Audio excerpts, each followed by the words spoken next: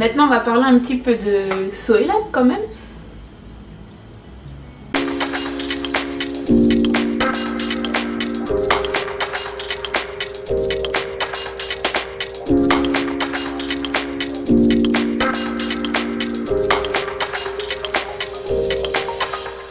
Pourquoi Soëlan, lui, justement, correspondrait à ce dispositif? Eh bien, tout simplement parce que c'est l'élève qui échappe, qui sort de la classe face à la difficulté, ou s'il y a un bruit qui le dérange parce qu'il a une hypersensibilité auditive, ben, il va s'enfuir pour se réfugier quelque part pour s'éloigner du bruit qui gêne. Donc qu'est-ce qu'il fait précisément dans ces moments-là? Il peut bousculer l'adulte ou ses pairs, il peut aussi être dans un rapport de force, il pleure, qui font que ça va, au niveau de l'ambiance de la classe, ça va perturber ses camarades, et même pour l'enseignant, ça va être difficile de pouvoir mener la classe avec un élève qui a des besoins particuliers.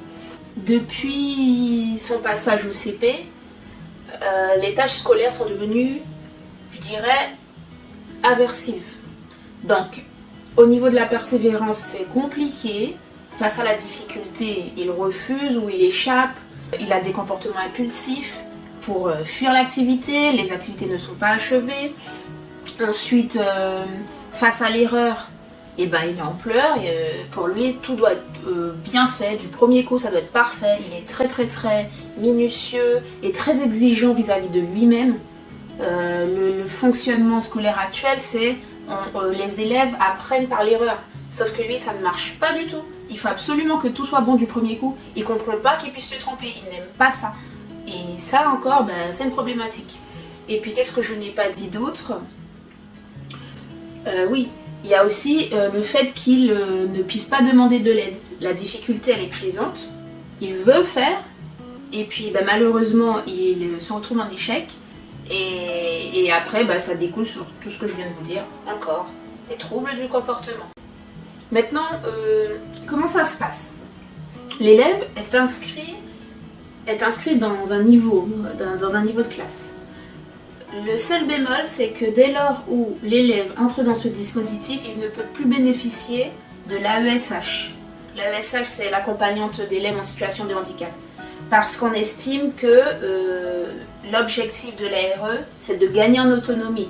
Donc là, c'est pas cumulable. C'est soit le parent accepte qu'il intègre le dispositif, et dans ce cas, il n'aura plus d'AESH, en sachant que il sera seul en classe. Donc ça aussi, ça a été compliqué parce que Soëlan, il est un peu limite en termes d'autonomie. Et est-ce qu'il est toujours dans sa classe et que c'est l'enseignant de l'ARE qui vient? Non, pas forcément. Il y a des temps où il sera dans sa classe et des temps où il sera dans un espace dédié au sein de l'école, avec l'équipe de l'ARE. Et puis, contrairement à d'autres dispositifs comme l'ULIS, comme l'UEE, Unité d'enseignement élémentaire, et bien là, on part sur le principe que l'idée, c'est que l'élève retrouve une scolarité normale. Donc on va éviter de faire des emplois du temps aménagés avec des réductions de présence en classe. L'idée, c'est qu'il puisse vraiment, progressivement, aller à l'école comme tous les enfants. Donc ça aussi, c'est un challenge, mais pas impossible. Quand ça ne va pas, de la salle du DAR, de l'ARE, il y a un sas de décompression, il y a des objets sensoriels, il y a tout ce qu'il faut avec l'équipe médico-sociale qui est présente sur place pour aider l'enfant à aller mieux, et ensuite, hop, il réintègre sa classe. Et puis l'enseignante de l'ARE, elle va pas faire le travail à la place de l'enseignante de l'élève, mais ça sera de la coopération entre elles, c'est-à-dire que l'enseignante de la classe, elle ne sait pas trop comment s'y prendre parce qu'elle n'a pas reçu de formation, elle découvre l'élève. Et bien l'enseignante de l'ARE, elle sera là pour adapter en tenant compte du PPS de l'enfant, le PPS, projet personnalisé de scolarisation. Et elle sera là pour aménager, pour pouvoir aider à adapter les supports pédagogiques. Et donc, je pense que je vais m'arrêter là, parce que la vidéo, elle sera trop longue. D'ailleurs, je pense que peut-être que je vais faire celle-là en deux, partie 1 et 2. il y a tellement à dire, mais il faut faire du contenu assez court parce que je sais que c'est pas forcément votre quotidien. Il y a parmi le public qui regarde cette vidéo, certains sont concernés, d'autres ils passent par là juste par curiosité ou parce qu'ils me connaissent, ils nous connaissent. Donc je vais m'arrêter là et je vais quand même conclure sur où en est Soelan vis-à-vis de ce dispositif innovant dans notre région.